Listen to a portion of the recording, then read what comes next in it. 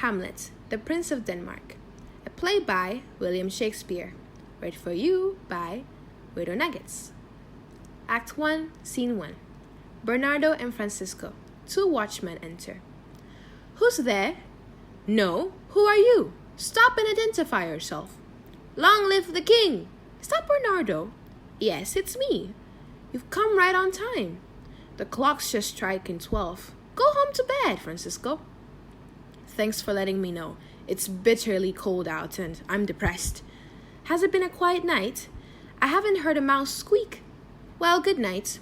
If you happen to see Horatio and Marcellus, who are supposed to stand guard with me tonight, tell them to hurry. I think I hear them. Stop! Who's there? Marcellus and Horatio enter. Friends of this country and servants of the Danish king. Good night to you both. Goodbye. Who's taking over the watch for you? Bernardo's taking my place. Good night. Francisco exits. Hello, Bernardo. Hello. Is Horatio here too? More or less. Welcome, Horatio. Welcome, Marcellus. So tell us, did you see that thing again tonight? I haven't seen anything. Horatio says we're imagining it and won't let himself believe anything about this horrible thing that we've seen twice now. That's why I've begged him to come on our shift tonight, so that if the ghost appears, he can see what we see and speak to it. Oh, nonsense. It's not going to appear. Sit down for a while, and we'll tell you again the story you don't want to believe about what we've seen 2 nights now. Well, let us sit down and listen to Bernardo tell us. Last night, when the star to the west of the North Star had traveled across the night sky to that point where it's shining now, at 1 o'clock, Marcellus and I, the ghost, enters. Quiet! Shut up! It's coming in. Looking just like the dead king. To Horatio. You're well educated, Horatio. Say something to it. Doesn't he look like the king, Horatio? Very much so. It's terrifying. It wants us to speak to it. Ask it something, Horatio. What are you, that you walk out so late at night, looking like the dead king of Denmark when he dressed for battle? By God, I order you to speak. It looks like you've offended it. Look, it's going away. Stay! Speak! Speak! I order you to speak. The ghost exits. It's gone. It won't answer now. What's going on, Horatio? You're pale and trembling. You agree now that we're not imagining this, don't you? What do you think about it? I swear to God, if I hadn't seen this with my own eyes, I'd never believe it. Doesn't it look like the king? Yes, as much as you look like yourself. The king was wearing exactly this armor when he fought the king of Norway, and the ghost frowned just like the king did once when he attacked the Poles, traveling on the ice sleds. It's weird. It's happened like this twice before, always at this exact time. He stalks us at our post like a warrior. I don't know exactly how to explain this, but I have a general feeling this means bad news for our country. All right, let's sit down and discuss that question. Somebody tell me why this strict schedule of guards has been imposed, and why so many bronze cannons are being manufactured in Denmark and so many weapons bought from abroad, and why the shipbuilders are so busy they don't even rest on Sunday. Is something about to happen that warrants working this night and day? Who can explain this to me? I can, or at least I can describe the rumors. As you know, our late king, whom we just now saw as a ghost, was the great rival of Fortinbras, king of Norway. Fortinbras dared him to battle. In that fight, our courageous Hamlet, or at least that's what we thought of him, killed old Fortinbras, who, on the basis of a valid legal document, surrendered all his territories, along with his life, to his conqueror. If our king had lost, he would have had to do the same. But now, old Fortinbras' young son, also called Fortinbras, he's bold but unproven, has gathered a bunch of thugs from the lawless outskirts of the country. For some food, they're eager to take on the tough enterprise of securing the lands that elder Fortinbras lost. As far as I understand, that's why we're posted here tonight, and why there's such a commotion in Denmark lately. I think that's exactly right. That explains why the ghost of the late king would haunt us now, since he caused these wars. The ghost is definitely something to worry about. In the high and mighty Roman Empire, just before the Emperor Julius Caesar was assassinated, corpses rose out of their graves and ran through the streets of Rome speaking gibberish. There were shooting stars and blood mixed in with the morning dew, and threatening signs on the face of the sun. The moon, which controls the tides of the sea, was so eclipsed it almost went completely out. And we've had similar omens of terrible things to come, as if heaven and earth have joined together to warn us what's going to happen. The ghost enters. Wait, look! It has come again. I'll meet it if it's the last thing I'll do. Stay here, you hallucination! The ghost spreads his arms. If you have a voice or can make sounds, speak to me. If there's any good deed I can do to you that will bring you peace and me honor, speak to me. If you have some secret knowledge of your country's sad fate, which might be avoided if we knew about it, then please speak. Or if you've got some buried treasure somewhere, which they say often makes ghosts restless, and tell us about it. Stay and speak. A rooster crows. Keep it from leaving, Marcellus. Should I strike it with my spear? Yes, if it doesn't stand still. It's over here. There it is. The ghost exits. It's gone. We were wrong to threaten it with violence, since it looks so much like a king. Besides, we can't hurt it any more than we can hurt the air. Our attack was stupid, futile, and wicked. It was about to say something when the rooster crowed. And then it acted startled, like a guilty person caught by the law. I've heard that a rooster awakens the god of the day with its trumpet-like crowing and makes all wandering ghosts, wherever they are, hurry back to their hiding places. We've just seen proof of that. Yes, it faded away when the rooster crowed. Some people say that just before Christmas, the rooster crows all night long, so that no ghost dares go wandering, and the night is safe. The planets have no sway over us, fairy spells don't work, and witches can't bewitch us. That's how holy the night is. Yes, I've heard the same thing, and sort of believe it. But look, morning is breaking beyond that hill in the east, turning the sky red. Let's interrupt our watch and go tell young Hamlet what we've seen tonight. I'm sure this ghost that's so silent with us will speak to him. Don't you agree that we owe it to him to tell him about this out of duty and love? Let's do it. I know I will find him this morning. They exit. Act 1, Scene 2. Claudius, the king of Denmark, enters along with Gertrude, the queen, Hamlet, Polonius, Polonius' son, Laertes, and daughter Ophelia, and lords who wait on the king.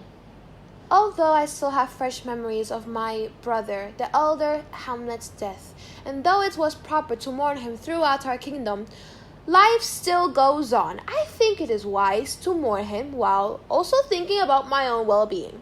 Therefore, I've married my former sister-in-law, the queen, with mixed feelings of happiness and sadness.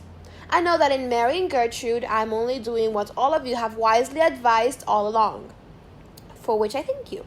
Now, down to business. You all know what's happening. Young Fortinbras underestimating my strength or imagining that the death of the king has thrown my country into turmoil, dreams of getting the better of me, and never stops pestering me with demands that I surrender the territory his father lost to the elder Hamlet, my dead brother-in-law. So much for Fortinbras. Voltmund and Cornelius enter. Now, here's what needs to be done. I've written to Fortinbras' uncle, the present head of Norway, an old bedridden man who knows next to nothing about his nephew's plans. I've told the uncle to stop those plans, which he has the power to do, since all of the troops assembled by young Fortinbras are Norwegian and thus under the controls of the uncle. I'm given the job of delivering this letter to you, good Cornelius, and you, Voltmund. Your business in Norway will be limited to this task. Gives them a paper. Now goodbye. Show your loyalty by leaving quickly, rather than with elaborate speeches. We'll do our duty to you in that and everything else. We'll do our duty to you in that and everything else. I have no doubt you will. Goodbye. Cornelius and Voltmund exit. And now, Laertes, what do you have to tell me? You have a favor you to ask of me. What is it, Laertes? You never waste your words when talking to the king of Denmark. What could you ever ask for that I wouldn't give you? Your father and the Danish throne are as close as the mind and the heart, and the hand and the mouth. What would you like, Laertes? My lord, I want your permission to go back to France, which I left to come to Denmark for your coronation. I confess. My thoughts are on France, now that my duty here is gone. Please let me go." "Do you have your father's permission? What does Polonius say?" "My son has worn me down by asking me so many times. In the end, I grudgingly consented. I beg you, let him go." "In that case, leave when you like, Leates, and spend your time however you wish. I hereby grant your request, and hope you have a good time. And now, Hamlet, my nephew, my son," speaking so no one else can hear, "so many family ties there for me." "Why are you still so gloomy, with a cloud hanging over you? It is not true, sir. Your son is out in the sun." "My dear Hamlet, stop wearing these black clothes and be friendly to the king. You can't spend your whole life with your eyes to the ground remembering your noble father. It happens all the time. What lives must die, eventually passing to eternity." "Yes, mother, it happens all the time." "So why does it seem so particular to you?" "Seem, mother? No, it is. I don't know what you mean by seem. Neither my black clothes, my dear mother, nor my heavy sighs, nor my weeping, nor my downcast eyes, nor any other display of grief can show what I really feel. It is true that all of these things seem like grief, since a person could use them to fake grief if he wanted to. But I've got more real grief inside me that you could ever see on that surface. These clothes are just a hint of it. Hamlet, you are so sweet and such a good son to mourn your father like this. But you have to remember that your father lost his father, who lost his father before him, and every time each son has had to mourn his father for a certain period. But overdoing it is just stubborn. It is not manly. It is not what God wants, and it betrays a vulnerable heart and an ignorant and weak mind. Since we know that everyone must die sooner or later, why should we take it to heart? You're committing a crime against heaven, against the dead, against nature. And it's irrational, since the truth is that all fathers must die. Please, give up this useless mourning of yours and start thinking of me as your new father. Because everyone knows that you are the man closest to this throne, and I love you just as much as any father loves his son, and your plans for going back to Wittenberg are not what I want. I'm asking you to stay here in my company as the #1 member of my court, my nephew, and now my son too. Please answer my prayers, Hamlet, and stay with us. Don't go back to Wittenberg." "I'll obey you as well as I can, ma'am." "That's the right answer. It shows your love. Stay in Denmark like us. My dear wife, come. Hamlet's agreeing to stay makes me happy, and every merry toast I'll drink today will be heard as far as the clouds overhead. My drinking will be echoed in the heavens. Let's go!" Trumpets play. Everyone except Hamlet leaves. I wish my dirty flesh could melt away into vapor, or that God had not made a law against suicide. Oh God, God, how tired, stale, and pointless life is to me. Damn it! It's like a garden that no one's taking care of, and that's growing wild. Only nasty weeds grow in it. I can't believe it's come to this. My father's only been dead for 2 months. No, not even 2. Such an excellent king, as superior to my uncle as a god is to a beast, so loving towards my mother that he kept the wind from blowing too hard on her face. Oh God, do I have to remember that? She would hang on to him, and the more she was with him, the more she wanted to be with him. She couldn't get enough of him. Yet, even so, within a month of my father's death, I don't even want to think about it. Oh, women, you're so weak. Even before she had broken in the shoes she wore to his funeral, crying like crazy, even an animal would have mourned its mate longer than she did. There she was, marrying my uncle, my father's brother, who's about as much like my father as I am like Hercules. Less than a month after my father's death, even before the tears on her cheeks had dried, she remarried. Oh, so quick to jump into a bed of incest. That's not good. No good can come of it either. But my heart must break in silence, since I can't mention my feelings out loud. Horatio and Marcellus and Bernardo enter. "Hello, sir. Nice to see you again, Horatio. That is your name, right?"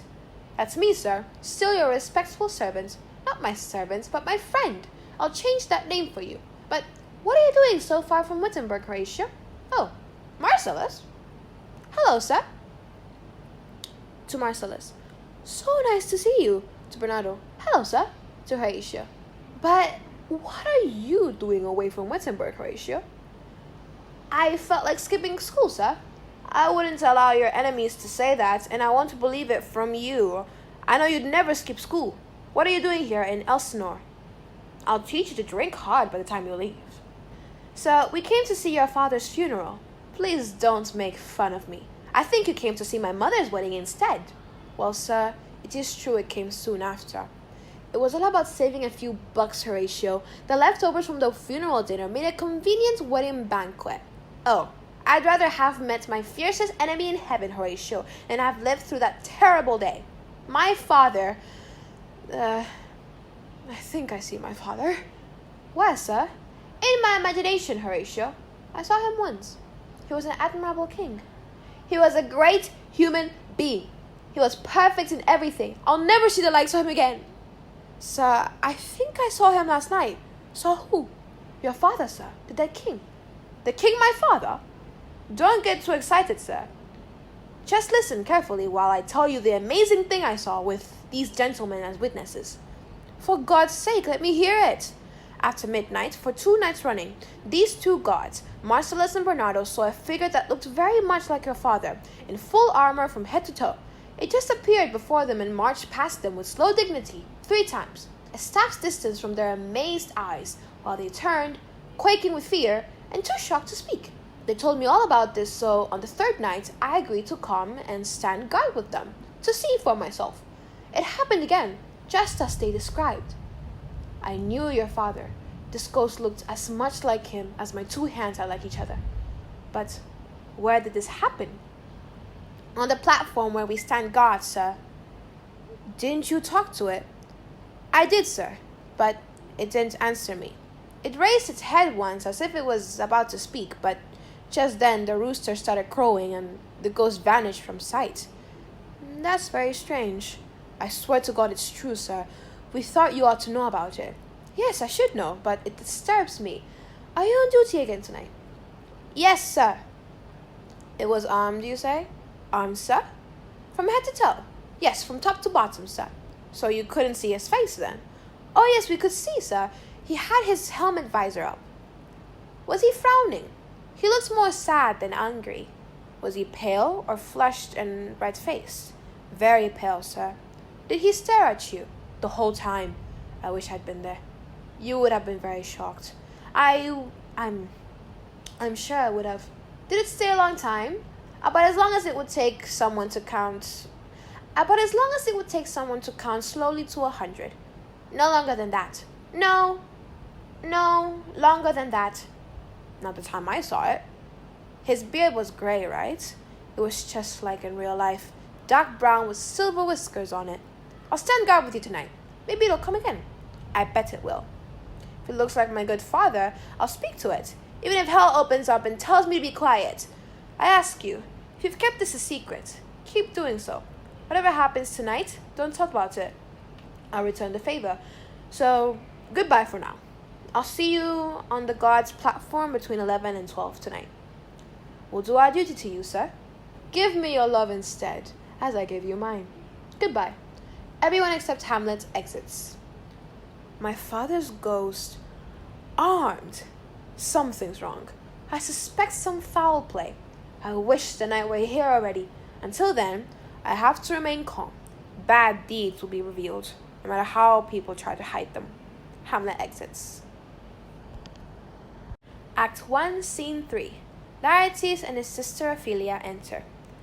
My belongings are on the ship already. Goodbye, and my sister, as long as the winds are blowing and ships are sailing, let me hear from you. Right. Do you doubt I write? As for Hamlet and his intentions to you, just consider it a big flirtation, the temporary phase of a hot-blooded youth. It won't last. It's sweet, but his affections will fade after a minute, not a second more. No more than a minute. Try to think of it like that, anyway. When a youth grows into a man, he doesn't just get bigger in his body, his responsibilities grows too. He may love you now and may have only the best intentions, but you have to be on your guard. Remember that he belongs to the royal family, and his intentions don't matter that much.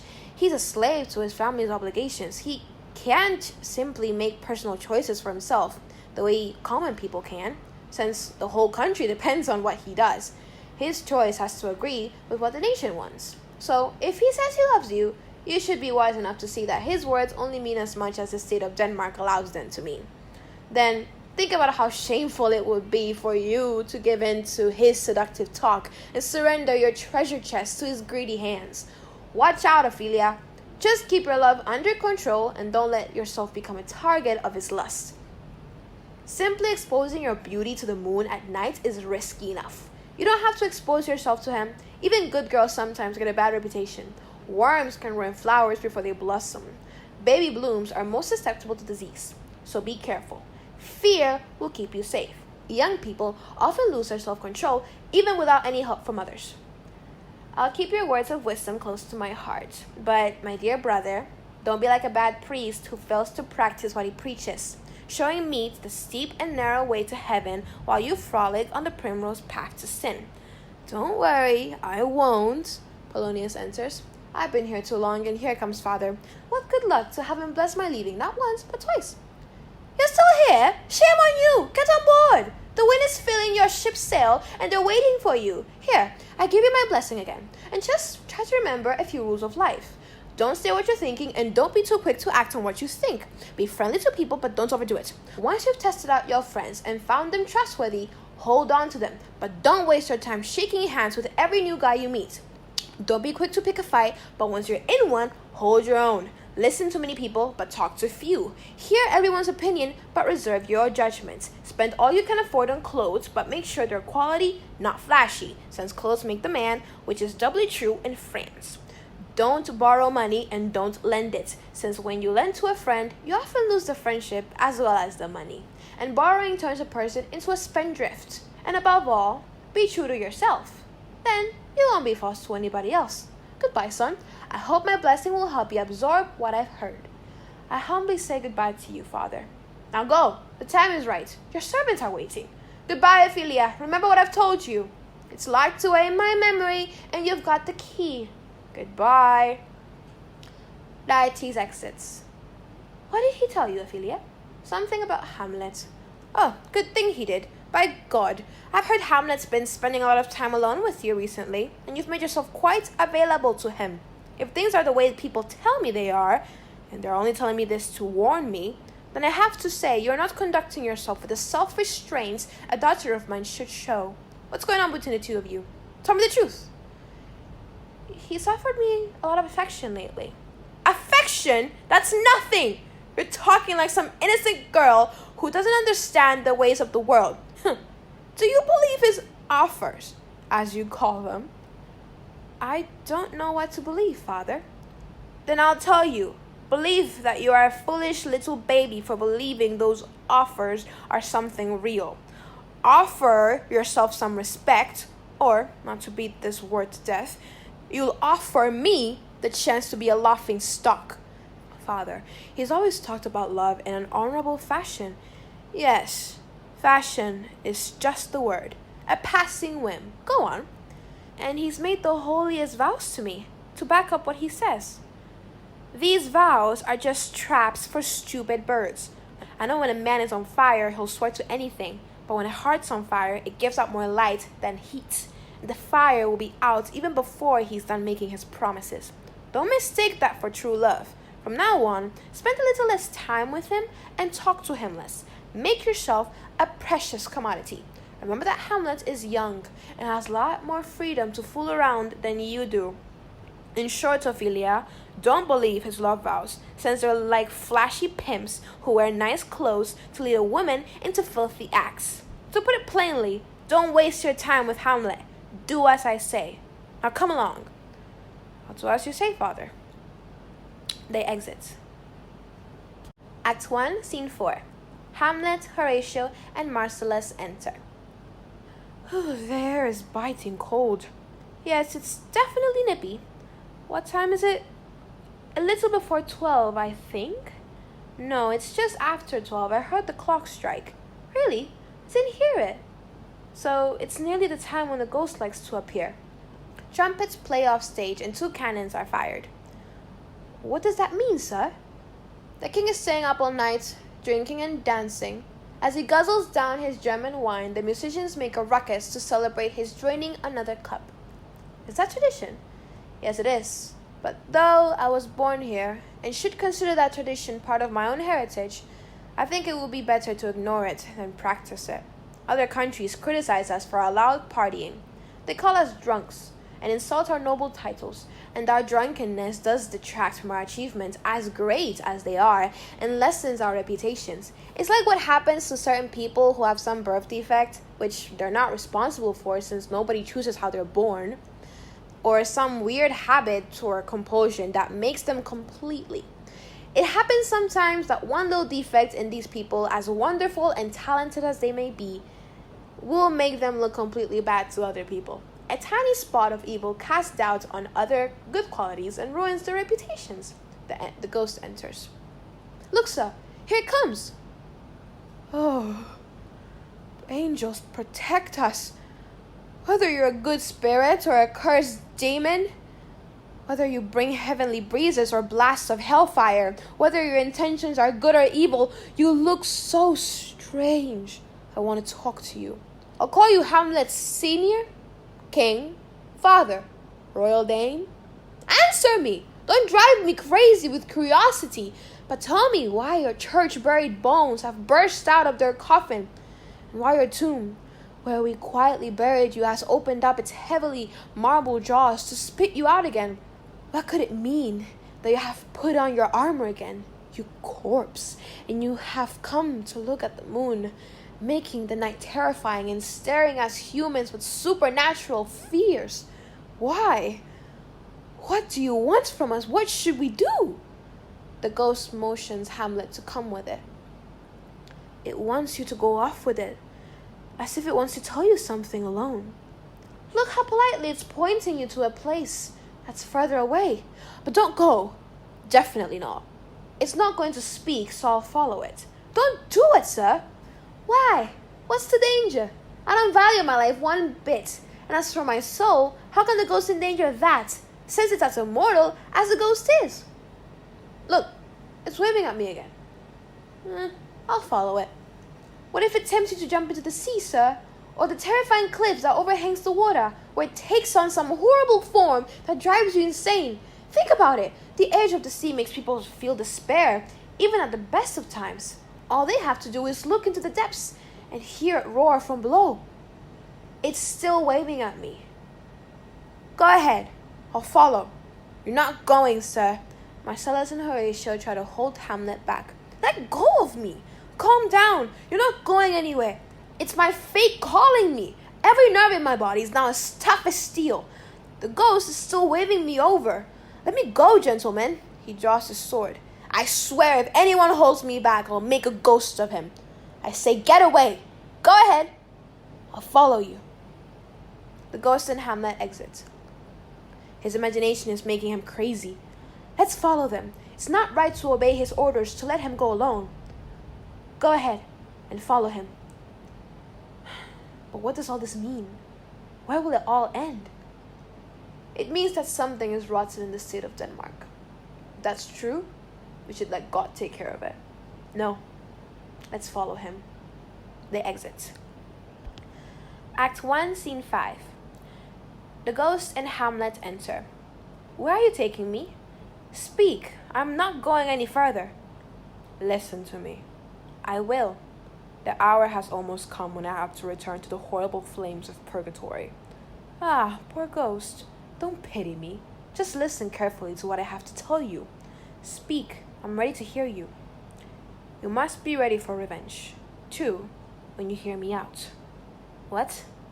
I'm the ghost of your father, doomed for a certain period of time to walk the earth at night, while during the day I'm trapped in the fires of purgatory until I've done penance for my past sins.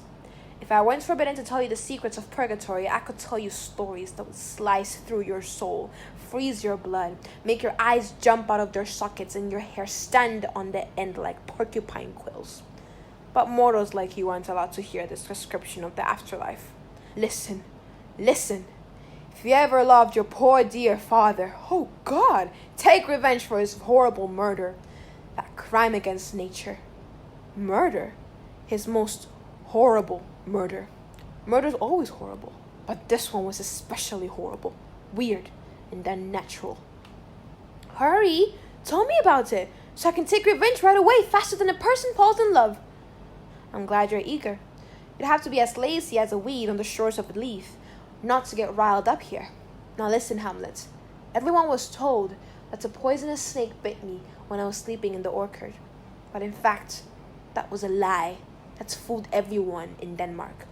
You should know, my noble son, the real snake that stung your father is now wearing his crown. I knew it! My uncle? Yes, an incestuous, adulterous animal. With his clever words and fancy gifts, he seduced my seemingly virtuous queen, persuading her to give in to this lust. They were evil words and gifts to seduce her like that. Oh, Hamlet, how far she fell. She went from me, who loved her with the dignity and devotion that suits a legitimate marriage, to a wretch whose natural gifts were poor compared to mine. But just as you can't corrupt a truly virtuous person no matter how hard you try, the opposite is also true. A lustful person like her can satisfy herself in a heavenly union and then move on to garbage. But hang on. I think I smell the morning air, so let's be brief here. Your uncle snuck up to me while I was sleeping in the orchard, as I always used to do in the afternoon, and poured a vial of henbane poison into my ear. That poison that moves like quicksilver through the veins and curdles the blood, which is just what it did to me. It broke out in a scaly rash that covered my smooth body with a revolting crust. And that's how my brother robbed me of my life, my crown, and my queen, all at once. He cut me off in the middle of a sinful life. I had no chance to repent my sins or receive last rites. Oh, it's horrible, horrible, so horrible. If you are human, don't stand for it. Don't let the Danish king's bed be a nest of incest. But however you go about your revenge, don't corrupt your mind or do any harm to your mother. Leave her to God and her own guilt. Now goodbye. The glowworm's light is beginning to fade, so morning is near. Goodbye, goodbye, goodbye. Remember me? The ghost exits. All you, up in heaven and to earth. What else? Shall I include hell as well? Damn it. Keep beating. My heart and muscles don't grow old yet. Keep me standing. Remember you. Yes, you poor ghost. As long as I have any power of memory in this distracted head, remember you. Yes, I'll wipe my mind clean of all trivial facts and memories and preserve only your commandments there. Yes, by God, oh you evil woman, oh you villain, you damn smiling villain. Where's my notebook? It's a good idea for me to write down that one can smile and be a villain. At least it's possible in Denmark, he writes. So uncle, there you are. Now it's time to deal with the vow I made to my father. He said, remember me. I swore I would. Marcellus and Horatio enter. Sir! Lord Hamlet! Please let him be all right. I'm all right. Oh, ho, sir. Oh, ho, kid, come over here. So how did it go, sir? What happened, sir? It was incredible. Oh, please tell us, sir. No, you'll talk. Oh, I swear I won't, sir. I won't either, sir. Okay, but promise you can keep a secret. Yes, I swear. Any villain in Denmark is going to be, well, a villain. You don't need to be a ghost returning from the grave to tell you that, sir. Yes, you're absolutely right. So, without further ado, the best thing to do now is probably just to shake hands and go our separate ways.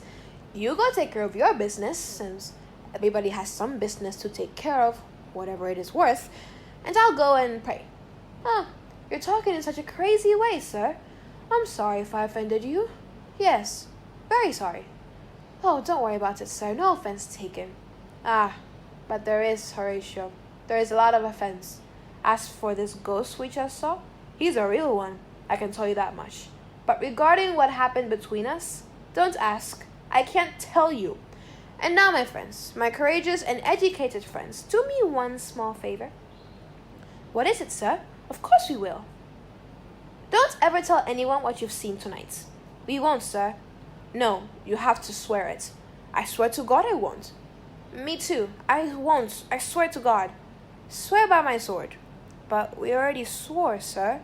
Yes, but swear by my sword this time, calls out from under the stage. Swear! Is that what you say, kid? Are you down there, my man? Come on, you hear this guy down in the basement? Agree to swear. Tell us what to swear, sir. You swear never to mention what you've seen. Swear by my sword. From under the stage. Swear. You're everywhere, aren't you? Maybe we should move. Come over here, gentlemen, and put your hands on my sword again. Swear by my sword you'll never mention what you've heard. From under the stage. Swear by his sword. You said it right, old mole. You're pretty busy down there in the dirt, aren't you? What a tunneler. Let's move again, my friends. My God, this is unbelievably strange. Then give it a nice welcome, as you would give to any stranger. There are more things in heaven and earth, Horatio, than you've even dreamed of. But now listen to me. No matter how strangely I act, since I may find it appropriate to act a little crazy in the near future, you must never, ever let on, with a gesture of your hands or a certain expression on your face, that you know anything about what happened to me here tonight. You must never say anything like, "Ah, yes, just as we suspected," or "We could tell you a thing or two about him," or anything like that. Swear you won't. From under the stage. Swear. Okay then, you unhappy ghost, you can rest now. So, gentlemen, I thank you heartily with all my love, and I'll repay you however I can someday. Let's go back to court together, but shh, please. No talking about this. There's so much out of whack in these times, and damn the fact that I'm supposed to fix it. Come on, let's go. They exit. That is the end of Hamlet, Prince of Denmark, Act 1. Play by William Shakespeare, read for you by Weirdo Nuggets. Hope you enjoy.